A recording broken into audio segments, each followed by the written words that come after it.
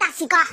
ওই যে আমি আছি না, রাস্তা দিয়া যাইতাছিলাম না, আর অনেকগুলা মাইয়ারা আছে না, আমারে খালি ঢিল মারে।